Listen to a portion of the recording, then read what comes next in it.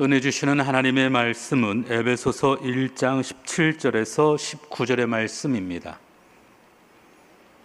에베소서 1장 17절에서 19절의 말씀을 다 같이 한 목소리로 읽도록 하겠습니다. 우리 주 예수 그리스도의 하나님 영광의 아버지께서 지혜와 계시의 영을 너희에게 주사 하나님을 알게 하시고 너희 마음의 눈을 밝히사 그의 부르심의 소망이 무엇이며 성도 안에서 그 기업의 영광의 풍성함이 무엇이며 그의 힘의 위력으로 역사하심을 따라 믿는 우리에게 베푸신 능력의 지극히 크심이 어떠한 것을 너희로 알게 하시기를 구하노라. 아멘. 할렐루야. 자, 우리는 벌써 이제 3주째 그리스도의 뜻을 분별하시는 방법이 어디 있는 것인가를 살펴볼 수 있는 시간이 되기를 바랍니다. 자, 하나님의 뜻을 이루기 위해서는 그분의 뜻이 무엇인가를 먼저 알아야 되겠죠. 그분의 뜻이 무엇인가를 알고 싶어하는 갈망이 있어야 돼요. 갈망. 하나님의 뜻이 이루어지기를 사모하는 그런 마음 자세가 있을 때 그런 갈망이 생기는 것이 아닌가 생각이 듭니다. 내 마음이 먼저 아리송하고 이건지 저건지 모르고 방황하게 되면은 에너지도 낭비가 되어지고 시간도 허비가 되어지고 모든 것이 다 무의미하게 이렇게 다 지나갈 수밖에 없어요. 그러므로 더 이상 나는 쓸데없는 시간을 버리지 않겠다. 이제 더 이상 쓸데없이 이렇게 낭비되는 세월을 살지 않겠다는 어떤 그런 각오를 할 때 뜨거운 소원과 더불어 함께 지혜가 떠오르는 것이죠. 여러분, 뜨거운 소원이 없으면은 지혜가 떠오르지 않아요. 왜? 그 뜨거운 소원을 이루겠다는 열망이 있어야지만 그것을 이루게 하시는 하나님의 은총이 지혜로 나타나는 것이에요. 그러므로 이 열정이 없는 인생들, 목표가 없는 인생들, 꿈이 없는 인생들, 삶의 어떤 그런 목적의식이 없는 그런 사람들은 지혜가 부족해요. 특별히 오늘도 제가 며칠 전에 읽은 책에 의하면은 혈기를 확 내면은 그러고서는 그 화 속에서 어떤 일을 결정하면은 다 어긋난 일이래요. 잘못된 일이 많대요. 왜냐하면은 화를 내면은 그 화 속에 화에 모든 그 에너지가 다 집중이 되기 때문에 혈액도 그 화를 해소시키는데 스트레스를 갖다가 푸는데 이렇게 해서 결집이 되어지고 면역력도 거기로 이렇게 결집이 되기 때문에 머리에도 피가 돌지를 않는데요. 그래서 머리가 이게 둔해지니까 지력도 약해지고 판단력도 희미해지고 분별력도 없어져가지고 화날 때 결정한 것은 다 어그러진다는 것이죠. 여러분, 히틀러가 러시아를 침공할 때 화가 나가지고 그냥 결정한 거예요. 뭐 완전히 망했죠. 그것 때문에 히틀러는 망하기 때문에 그 길을 걷게 되었었어요. 모든 자가 이렇게 화 가운데, 분노 가운데, 진짜 혈기 가운데서 정한 그런 결정한 어떤 일들은 다 어그러진다는 어떤 그런 내용으로 제가 책을 며칠 전에 읽은 적이 있었습니다. 자, 그러므로 너희 안에서 행사하시는 이는 하나님이시니 자기의 기쁘신 뜻을 위하여 너희로 소원을 두고 행하게 하신다. 다시 말해서 하나님, 내 이 열정을 내가 정말 이 일을 이루기 위해서 하나님 저에게 열정을 주시옵소서. 열정이 생기고 난 다음에 하나님이 이 열정을 통해서 일을 성취하기 위한 지혜가 임하는 것이죠. 근데 그 지혜는 뭐냐? 하나님의 뜻을 성취하기 위한 소원으로 나타난다는 것이에요. 소원이 없다는 것은 참 너무 답답한 얘기죠. 제가 청년들 때 좀 얼마 전에 오래전 얘기인데 청년들에게 좀 물어봤어요. 자네 소원이 뭔가? 했더니 뭐 결혼해서 아기 낳고 직장 다니면서 집 한 칸씩 이렇게 좀 늙고 가고 그러고서는 애들 결혼시키고 그다음에 뭐 늙으면 이제 뭐 그다음에 가야 되는 거죠. 이 얘기를 하더라고요. 그래서 내가 그랬어요. 넌 똘똘하게 보는 애가 어떻게 소원이 그렇게 안 되냐? 야, 그거는 개도 할 수 있어. 소도 할 수 있어. 뭔가 가치 있는 일, 뭔가 의미 있는 일, 나를 이 땅에 보내신 하나님의 뜻을 성취할 수 있는 어떤 비전이 있어야 되지. 그래 남들처럼 정말 뭐 행복하게 살다가 애 낳고 말이지 뭐 어떻게 저떻게 하고 이거는 개들도 한다. 그렇잖아요. 개들도 보니까 요즘은 팔자 좋더라고요. 요즘 뭐 바깥에도 못 나가고 그러니까 애완동물 가뜩이나 쥐어기는 어떤 법칙까지 생겨서 저는 개를 잡아먹을 수 없게 돼 있어요. 이 사람이 학대에도 걸렸어요. 근데 그 개들에 대한 어떤 텔레비 프로도 많이 생긴 것을 우리가 볼진데 여러분들 정말로 어떤 분은 개를 밥 먹일 시간 때문에 교회 못 나오는 사람이 있어요. 참 성경에 혹시 내가 못 본 적이 있는 것 같아요. 너희 개를 네 몸과 같이 사랑하라는 말이 있어요? 예? 난 아직은 못 본 것 같아요. 혹시 그런 말이 있길래 아마 그런 말을 하는 거 아닌가. 여러분들 개는요 기를만 합니다. 정말로 기를만 합니다. 미쳐요. 너무 좋아요. 아니 다들 주무시는데 나 발자국 소리 듣고서 문 앞에 딱 이러고 있다가 문 열고 들어갈 때 그날을 반기면서 깽깽거리고 뭐 왔다 갔다 하고 그냥 오줌을 잘잘 싸면서 그냥 너무너무 나를 갖다 반기는 그런 존재가 누가 있어요. 그래서는 집에 한 15분 정도 있다가 또 바깥에 나가서 뭐 좀 사갖고 들어오면 또 처음 본 사람처럼 그냥 꼬리 흔들고 그렇게 한대. 우리 식구들은 왜 이렇게 왔다 갔다 해? 이러지 개처럼 이렇게 반기는 사람 아무도 없어요. 근데 그렇게 충성스럽고 주인한테 정말 이렇게 반기고 사랑을 베풀고 정말 그런 그 개를 사랑하라는 말은 성경에 나와 있지 않아요. 나에게 상처를 주고 배신하고 내 등에다 칼을 꽂고 나에게 고통을 주고 괴로움을 주는 그 인간들을 사랑하라는 말이 있어요. 사람들이 개 기르는 말을 그 의미를 알아요. 왜? 충성하니까. 절대로 배신하지 않으니까. 나에게 상처 안 주니까. 인간은 누구 사귀면 좀 있다가 오해가 생기고 또 갈등이 생기고 또 상처가 왔다 갔다 하니까 사랑하기 싫으니까 에이 안 만나고 개 만나자. 그래요. 나는 개 기르는 걸 나쁘다고 생각하지 않아요. 그렇지만 개도 적당히 사랑해야지 인간보다 더 귀히 여기면은 그런 성서적인 것이 아니라 하나님의 뜻이 아니라고 저는 생각해요. 저도 개고기 안 먹어요. 내가 개고기를 먹어서 이렇게 하는 말이 아니에요. 자, 성경에 보니까 너희 중에 지혜가 부족하거든 누구든지 직분이 높건 부자가건 가나건 또 학식이 좀 부족하건 어쨌든 간에 누구든지 지혜가 부족하다는 사실을 느끼는 사람은 그죠? 모든 사람에게 후히 주시고 꾸짖지 아니하시는 하나님께 구하라 그러면 주시리라. 지혜가 부족하다는 것을 아는 사람은 지혜로운 사람이에요. 자기가 똑똑하다고 여기는 사람들은 어리석은 사람이에요. 구해야 돼요. 하나님 저에게 지혜를 주세요. 제가 좀 어리석어요.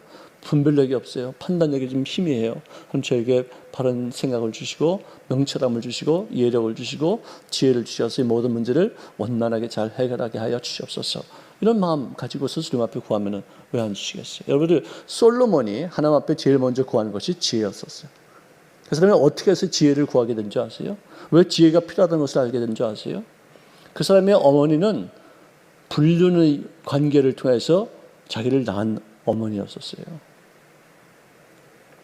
나는 이 밧세바라는 여인이 어떤 여인인가 좀 자세히 좀 공부한 적이 있었어요. 어떻게 이렇게 다윗이 내 침상에 들라 하니까 넙죽 침상에 들고 남편이 죽었어도 한고도 못하고 또다시 그 사람하고 같이 사는 어떤 그런 여자가 과연 뭔가 어떤 여자인가를 생각했었어요. 아니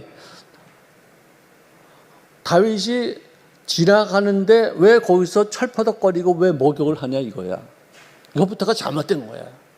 남편은 저 전쟁터에 가서 지금 그냥 적군을 무찌르기 위해서 싸우고 국가를 지키기 위해서 이렇게 많이 헌신하고 있는데 남편은 또 너무 또 충직스러운 사람이었어. 자기가 외로운 것도 있었겠죠.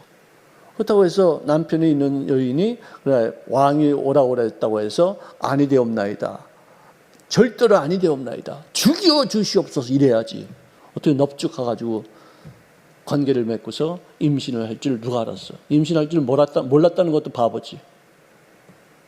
그래서 그걸 갖다 감추기 위해서 우리아를 데려다가 같이 침실을 같이 쓰게 했는데 우리 친구들이, 우리 선후배들이 전쟁에서 이렇게 고통받고 괴롭당하고 있는데 나만 이렇게 호의없이 갈 수 있겠느냐? 아니되옵나이다. 그래서는 바깥에서 자는 거예요. 그래서 결국 사람은 전쟁 깊은 곳에 들어가서 전사하게끔 만들지 않습니까? 자, 그래서 첫 번째 아이는 죽었고 두 번째 아이가 솔로몬이에요. 그 솔로몬이 자라면서 사람들에게 말은 듣지 않았지만 눈총으로도 너희 엄마는 부정한 여인이야, 너희 엄마는 잘못된 여인이야, 너희 엄마는 네 아버지가 죽을 때 아무 소리도 안 했어, 이런 눈빛이 있었을 거 아니에요.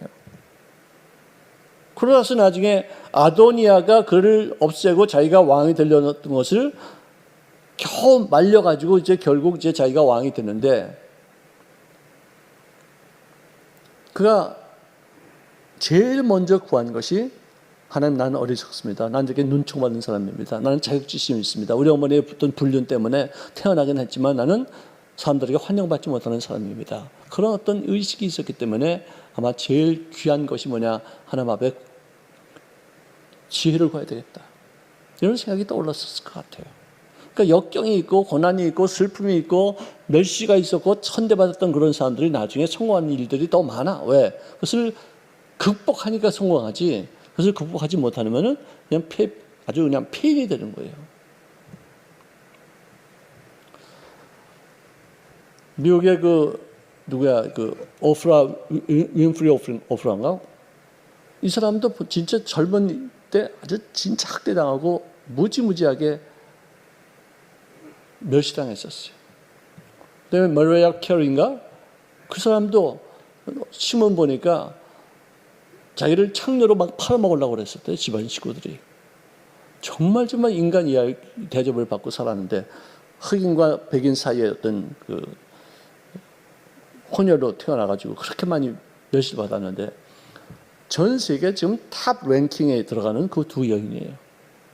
하나는 사회자로서, 하나는 가수로서 굉장히 아주 추앙받는 그런 사람으로 바뀌었어요. 그런 역경과 슬픔과 인간 이하 취업을 받을 때 그때 낙심하지 않고 오히려 하나님을 찾았던 사람들이었어요. 솔로몬도 그런 케이스였었어요.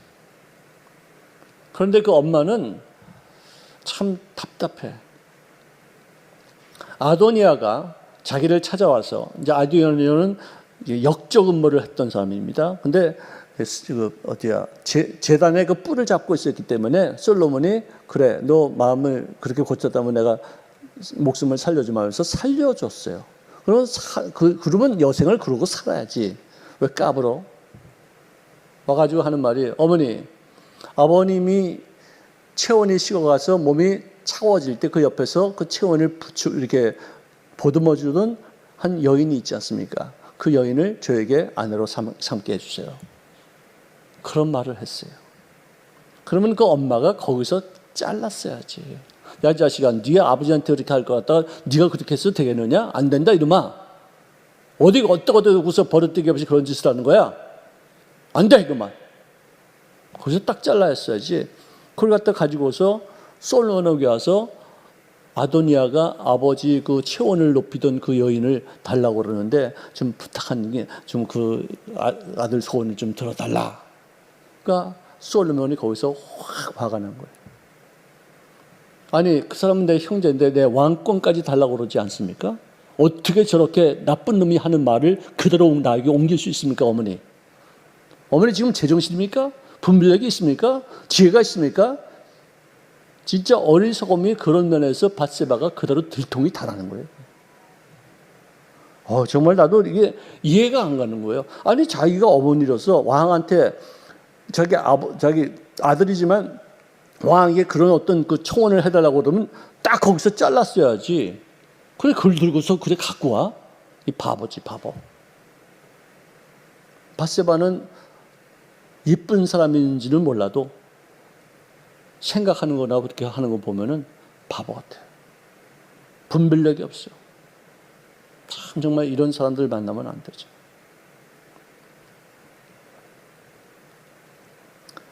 그래서 솔로몬이 거기서 화를 내고서 결국은 아도니아를 처단합니다. 이건 있을 수 없는 얘기다. 정말 이거는 페루나도 이런 아주 악독한, 그러니까 이 아도니아는 성경에 보니까 그가 자라면서 이 다윗이 한 번도 그에게 섭섭하게 여길 만큼의 말을 한 적이 한 번도 없었대요. 막 길렀다는 거죠. 버릇되기 없이 길렀다는 거죠. 야단치지 않고 채찍질하지 아니하고 옹이옹 이렇게만 길렀다는 것이죠. 근데 반면에 솔로몬은 얼마나 많은 눈치와 학대와 또 조소와 멸시와 짓밟힘 속에서 그렇게 자랐는데, 그래도 솔로몬은 아마 밧세바를 사랑해서 그 사람을 통해서 난 그 아들을 왕으로 세기를 기뻐했었던 것 같아요. 우리를 정말로 우리 인생을 살면서 분별력 있게 하루하루 인생을 결정하며 살 수 있는 은혜가 넘쳐날 수 있기를 주의 이름으로 축원합니다. 이런 분별력은 겸손하고 깨끗한 마음을 가진 사람에게 나타나는 것이에요. 교만해서 굳어진 마음밭에는 하나님의 말씀이 씨앗으로 떨어져도 그것을 굳은 길가 같은 마음이니까 새들이 와서 그 씨앗을 먹어버리지 뿌리 내릴 틈도 없고 또 가지를 뻗칠 수 있는 어떤 그런 틈도 없이 사라지는 것이에요. 그러므로 우리는 평안과 확신이 올 수 있도록 우리들의 마음의 자세를 중립 상태로 잘 두고, 손해가 되어도 감수하겠다, 내게 유익이 없다 할지라도 하나님의 뜻이라면 내가 희생하겠다 하는 그런 마음가짐으로 주님 앞에 맡기는 그런 인생을 살아야 되겠다는 것입니다. 하나님의 안목을 당장의 손익으로 판단하지 말고 순종하는 자세, 온유한 자를 정의로 지도하시며 온유한 자에게 그의 도를 가르칠 것이다 하고서 시편 25편 9절에 기록하고 있는 것입니다. 자, 하나님의 뜻은 우리가 기도한 것 다음에 기도하고 구한 것은 어떻게 해요? 받은 줄로 믿으래요. 근데 그렇지 않은 경우가 참 많이 있어요. 거기에 대해서 이렇게 나온 성경 중에서 야고보가 순교한 이후에 베드로가 투옥됐습니다.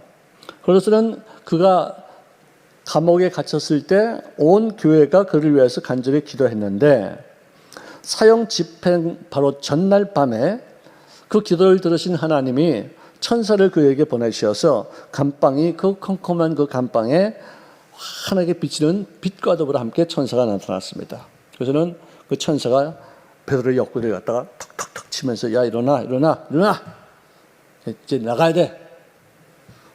깜짝 놀라서 푸시시를 보니까 온몸에 묶여있던 사슬이 확 풀려지고, 천사의 지식을 따라서 그가 그의 발걸음을 쫓아서 따라 나가는데, 두 초소를 지나고 그 다음에 또 나가는데 옥문이 갑자기 또 시내를 향해서 가는 길에 있는 마지막 옥문이 또 확 열리는 어떤 그런 역사가 나타났어요. 너무 놀라운 일이었었습니다. 그래서 기도하는 그 처소 애들을 다들 도착을 했는데 문을 뚱뚱 두드리고서 문 좀 열어주세요. 그러니까 그 여종이 나가서 가만히 듣다 보니까 베드로의 목소리거든요. 베드로가 설교하는 얘기를 많이 들었기 때문에 이건 베드로다 싶어가지고 문도 열어두지 않은 채로 도로 들어가서 지금 바깥에 베드로가 왔습니다. 문을 열어달라고 합니다. 어떻게 할까요? 그러니까 사람들이 하는 말이 네가 미쳤다. 베드로는 지금 감옥에 있어. 내일 처형될 거야. 웃기는 소리 하지 마. 그랬더니 아니요, 내가 정말 들었습니다. 목소리가 분명히 베드로 목소리입니다. 그랬더니 그럼 베드로가 아니고 베드로 천사일지도 몰라. 그러니까 그동안에 또 베드로가 계속해서 문을 갖다 뻥뻥뻥 두드리니까 사람들이 나가서 문을 열고 보니까 진짜로 베드로가 거기 서 있거든요. 저도 그런 경우가 많아요. 기도하고 구한 것은 받은 줄로 믿고 잊지 않고 기도하고서는 잊어버려. 받을 걸 생각을 안 해. 기도만 했다 뿐이야. 그럴 적이 있어요. 기도하고 나서도 누가 아프다고 그래서 기도하고 나서도 돌아가시지 어떡하나 돌아가신다면 이런 생각을 하고 있지 나을 것이라는 생각을 한 적이 없을 때가 있어. 어떨 때 보면 근데 나을 것이라고 생각하고 뭔가 기도하고 나서 기분이 삼박하면 진짜 하나님이 기도 응답했다는 어떤 그런 생각에 좀 진짜 기대심을 갖고 있으면 조금 이따 그분이 낫게 되는데, 어떨 때는 그런 생각을 하지 않고 기도했는데 또 돌아가실 것 같다는 그런 생각, 그런 생각도 들어요. 참 인간은 참 약하죠. 기도하고 구한 것은 받은 줄로 믿어야 되는데, 기도하고 구한 것을 의심하고 또 방황하고 또 되지 않을 거라고 이렇게 포기해버리는, 기도는 왜 하나 그러면, 그런 생각이 있었어요.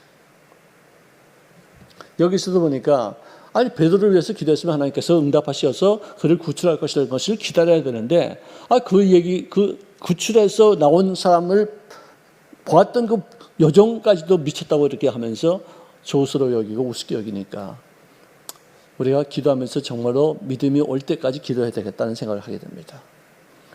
기도는 언제까지 하느냐? 믿음이 올 때까지 하는 거예요. 의심이 되고 나서 끝이면은 그것이 안 되는 거예요. 믿음이 올 때까지 하는 거예요. 자, 믿음이 오시는 기쁘시게 못하나니 하나님께로 나아가는 자는 그가 계신 것과 그를 찾는 자에게 상 주시는 이심을 믿어야 할지니라. 할렐루야.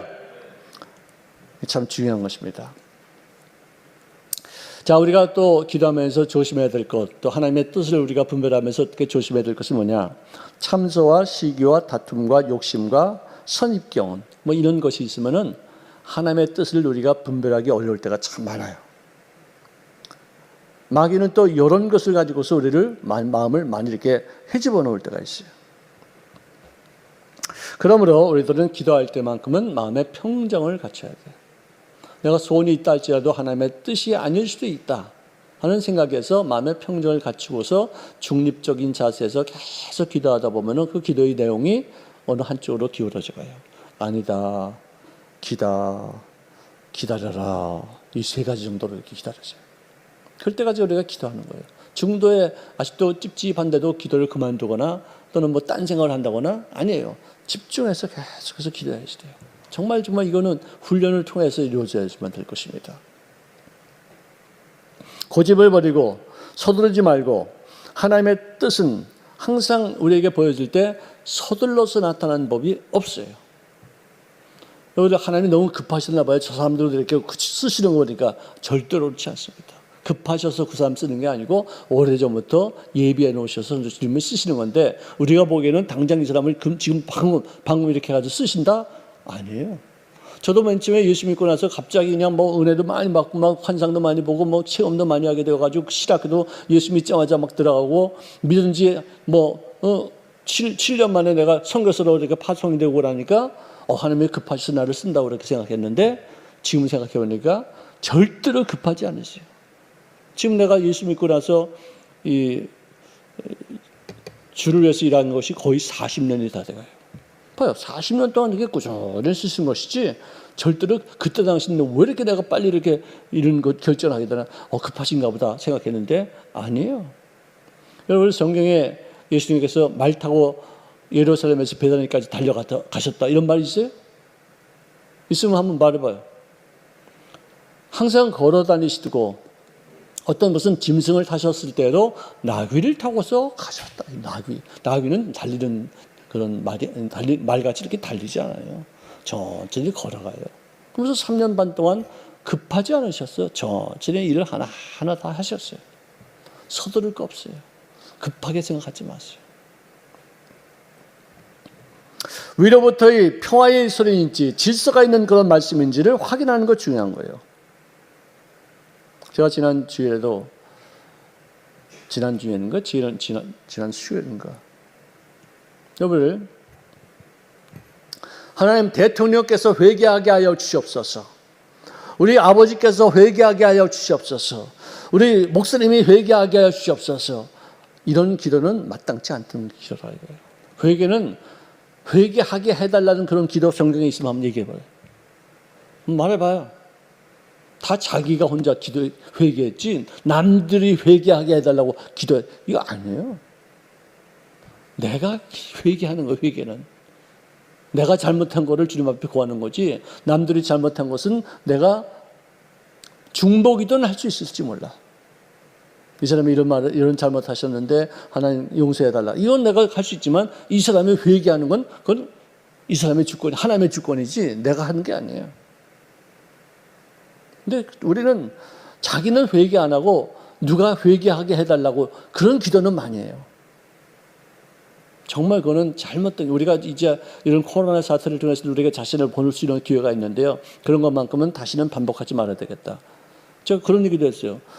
헌금 기도할 때도 기쁜 마음으로 헌금하게 하여 주시옵소서. 대표자가 그런 기도를 하면 그거 어떻게 하라는 거예요? 지금 자기 마음이 기쁘지 않다는 얘기가 뭐야? 나 대표로 기도하지만 기쁘지 않습니다. 그러니까 기쁜 마음으로 헌금을 하게 해달라고. 그렇게 기도하는 거 아니에요. 자기는 준비하는 마음으로 이 헌금 기도를 위해서 준비를 한 30분 정도, 1시간 정도 기도하고 나서 기쁜 마음이 탁 뛰어서 하나님 앞에 드리는 것이 정말 즐거울 때 정말 하나님 기쁜 마음으로 헌금을 드릴 수 있도록 도우셨사오니 감사합니다. 그래서 회중을 쫙 이끌어줘야지. 그러면 기쁜 마음이 아닌 사람이라도 이 사람의 어떤 기도를 듣고서 마음이 변화되고 정말 진짜 기쁨으로 해야 되겠구나 하는 생각을 해야 되지. 그렇게 해서 이렇게 회중들을 선도해야 되는데 자기도 지금 기쁘지 않은데 기쁜 마음으로 헌금하게 해달라고 하는 그 기도가 합당치 않지 않다. 그런 생각이 들어요. 물론 이게 내가 너무 미세하게 너무 그냥 쫀쫀하게 이렇게 하는 것인 줄 몰라도 이런 어려운 때는 우리가 내 자신을 살핀다는 의미에서 좀 더 고쳐나갈 수 있는 부분은 있어야 되겠다는 생각이 드는 것입니다. 회개는 10계명만 놓고서도 큰 계명부터 쫙 살피면서 내가 거기에 걸리는 것이 있는가를 갖다 살피면서 하나하나씩 주님 앞에 구하는 겁니다. 내가 미워하는 어떤 그런 마음이 있었다? 그러면 그건 하나님 보시기에 합당치 않죠. 여러분 진짜 미움 속에는 하나님의 성향이 하나도 없어요. 마귀가 거기에 이렇게 뭐라 그래요? 그 틈박에다 이렇게 뭘 끼워놓는 거예요. 그걸 뭐라 그러죠? 그 틈박에다 끼워놓는 걸 뭐라 그러죠? 한국말도 잊어버리네. 하나님 유부남과 같이 사는 것이 어떤 것인지 하나님 말씀해 주시오. 이런 기도 하는 사람이 있어요. 담배 가게를 개설하고자 하는데 하나님 뜻을 보여주시옵소서. 이런 기도하는 사람들이 있다니까요. 아니 유부남하고 사는 것을 왜 하나님의 허락을 받아야 돼? 그건 내가 알아서 잘라야지 여기서. 자기가 알아서 딱 결정을 해야지. 그걸 왜 하나님 앞에 물어? 목각인형을 장사하는데 목각인형 그거는 자기가 판단해서 알아서 해야 될 거 아니겠어요? 옛날에는 우리 최재슬 목사님이 인형도 집에 두지 못하게 했었어요. 근데 인형을 우리가 섬기지 않는다면 괜찮아요. 그냥 뭐 장식품으로 이렇게 애들을 이렇게 보게끔 하는 건 좋은데 일본에는 인형을 만들어도 꼭 섬기는 그런 인형들이 참 많습니다. 여러분들 우생마사라는 말이 있어요. 우생마사. 홍수 때 여러분들 물이 막 내려가면 거기에 말도 떠내려가고 소도 떠내려가고 돼지도 떠나가고 뭐 닭도 떠나가고 별별 가축들이 다 떠내려가잖아요. 근데 제일 마지막에 살아남는 짐승이 주로 소가 다 살아남는데요. 소가. 말은 수영을 잘해요. 그래서 수영 잘하니까 자기 딴에도 그 물이 크게 그냥 막 흐르는데 막 텀벙텀벙하고서 막 그냥 막 거치러 올라가고 그냥 이쪽으로 갔다 지 맘대로 자기 살라고 막 버둥버둥 가니까 지쳐가지고 익사해서 죽는데요. 근데 소는 헤엄을 못 치니까 그냥 그래 살려면 살고 죽을려면 죽지 하고서 둥둥둥둥둥 떠내려간대. 그러다가 어디 뭐 이렇게 걸리면은 올라가가지고 사는 경우가 많대요. 지치지 않으니까. 그러니까 하나님 앞에 내 인생을 맡기면은 그런 모습이에요. 살든지 죽든지 주님의 뜻에 맡깁니다 하면은 그냥 하나님의 어떤 때가 되어서 나를 건지시고 나에게 더 좋은 일들을 만들어 주시는데 그냥 아동마동 그냥 막 이것 떼보고 저것 떼보고 탈탈거리고 막 이러면 나중에 지쳐가지고 지가 먼저 죽는데. 여러분들 느긋하게 사세요. 스트레스 받지 말고. 스트레스는 정말 만병의 원인이라고 그렇게 말합니다. 스트레스를 받으면은 내 속에는 면역력이 이 스트레스를 해소하기 위해서 그쪽으로 탁 쏠린대요. 그러면 자그마한 병이 와도 면역력이 다 이쪽에 스트레스 쪽에 쏠려 있으니까 병에 걸린다는 거예요. 암세포도 마찬가지예요. 스트레스 때문에 이 암에 걸리는 거예요. 스트레스가 원인이 되어가지고 암을 발생시키는 게 아니라 내 속에 있는 암세포가 있지만 면역력이 있어서 이게 꼼짝 못하고 있는데 스트레스 때문에 면역력이 이쪽으로 탁 쏠리니까 이 암이 자라는 거예요. 그래서 항상 많이 웃으세요. 아멘. 항상 기뻐하라. 쉬지 말고 기도하라. 범사에 감사하라. 이는 그리스도 예수 안에서 너희를 향하신 하나님의 뜻이니라. 아멘. 그래 항상 기뻐하는 거죠. 어떤 분은 복덕방을 하는데 스님이 방을 구하러 왔는데 그분에게 방을 이렇게 안내하는 게 하나님의 뜻입니까? 아닙니까? 나한테 물으러 왔어요. 여러분 어떻게 생각하세요? 예? 아니 스님이 살 수 있는 방이 필요한데 이제 아마 무슨 공부하러 이렇게 왔는 것 같아요. 어떻게 학교 다니라고 거기서 학교 좀 가까운데 이렇게 하려고 하숙을 하는데 그 방을 구하러 왔다 이거예요. 스님이 구하러 왔다고 해서 그러면 구하지 말아야 돼? 구해드려야죠. 자기 업무가 어떤 전세업이고 이렇게 어떤 복덕방을 하는 거면 그런 거 해드리고 나서 그다음에 말 한마디라도 예수 믿고 참놈 가세요. 이렇게 하든지. 어? 그렇게 해야지. 그래 그걸 갖다가 거기서 막으면 예수 믿는 것도 별 것들이 되네. 정말 너나 천국 가라. 넌 지옥 갑니다. 지옥 불때기 딱 좋은 때를 가면 되겠다. 이런 말 괜히 쓸데없이 이런 말 들어서 어떻게 하겠어요. 다 베풀고 내가 할 수 있는 거 다 베풀고 그러고 나서 말 한마디라도 이렇게 좋게 덕담해주는 것 이게 좋은 거 아니겠습니까? 자, 에베소서 1장 19절에 보니까 그의 힘의 위력으로 역사하심을 따라 믿는 우리에게 베푸신 능력의 지극히 힘이 어떤 것을 너희로 알게 하시기를 구하노라. 통 크게 살자 이게요. 예수 믿는 사람들이 너무 쫀쫀하게 하지 말고 속 대통같이 좁아가지고 그냥 답답하게 이렇게 하지 말고 널널하게 좀 자비롭게 좀 남들을 좀 용서하는 마음으로 이렇게 품는 어떤 그런 마음이 있어야 되겠다는 것이죠. 너희 중에 죄 없는 자가 먼저 돌로 쳐라. 이 말이요. 제가 예수 믿기 바로 이 말 때문에 나 예수 믿었어요. 왜냐하면 저도 예수 믿기 전에는 밤낮 돌멩이로 남들 치는데 아주 명수였어. 지금도 하려면 되게 잘할 수 있어요. 왜? 옛날에 그 습관이 있기 때문에. 내 본성이 그렇기 때문에. 돌 잘 던지죠. 잘못된 거 잘 보이죠. 정말 비난할 거 내가 진짜 다 볼 수 있어요. 근데 그거 해봤자 아무런 소용없어요. 나만 상처받고 나만 힘들어지고 나만 하나님 앞에 범죄하게 되고 기쁨도 사라지고 그거 다 덮어두고 용서하고 서로 품고 안고 서로 이해하고 또 나도 저런 입장이 돼서는 안 되겠다 싶어가지고 또 주님 앞에 회개하고 이러니까 마음이 편안하고 모든 사람과 친구가 되어지고 많은 사람들에게 서로 덕을 끼칠 수 있는 어떤 그런 사람이 되어지지. 여러분들 솔직히 돌 던지고 남 비난하고 남 잘못된 거 후벼파는 거 정말 잘할 수 있어요. 나 시키면 잘할 수 있어요. 근데 안 해. 해봤자 아무런. 나도 옛날에 해봤거든. 했는데 이게 안 좋더라고. 자, 계명은 우리가 지키되 생명 있는 삶을 살아야 되겠다. 여러분, 우리 순복음교회의 가장 큰 특징은 뭐냐면은 계명보다 더 중요한 것은 뭐냐? 사랑이다. 율법보다 더 중요한 것은 뭐냐? 은혜다. 이게 순복음의 가장 큰 특징이에요.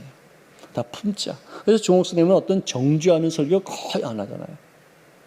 잘못됐다고 막 돌 던지고 정말 후벼파는 어떤 그런 설교 안 하잖아요.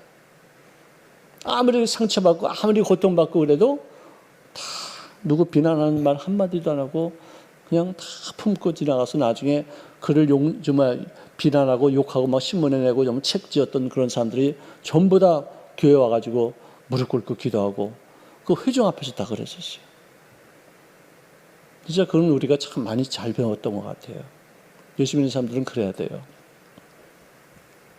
안식일이라도 사람을 구할 수 있다면 그를 구하는 것이 우선이지 안식일 날 일하지 말라고 그랬다고 해서 그 계명 때문에 그 사람을 죽이는 것은 그건 잘못된 것이다. 하나님의 뜻이 아니잖아요. 자, 여러분들 하나님의 깊은 마음에서 우러나오는 기대심도 있고 염원도 있고 그분의 소원도 있고 그분의 소망과 계획이 있습니다. 그것을 잘 우리가 받아들여서 우리 마음에 떠오르는 그분의 생각을 통해서 우리들의 삶이 올바르게 잘 정돈되고 주님의 기뻐하심의 귀한 뜻을 온전하게 준행하시는 우리가 될 수 있기를 주의 이름으로 축복합니다.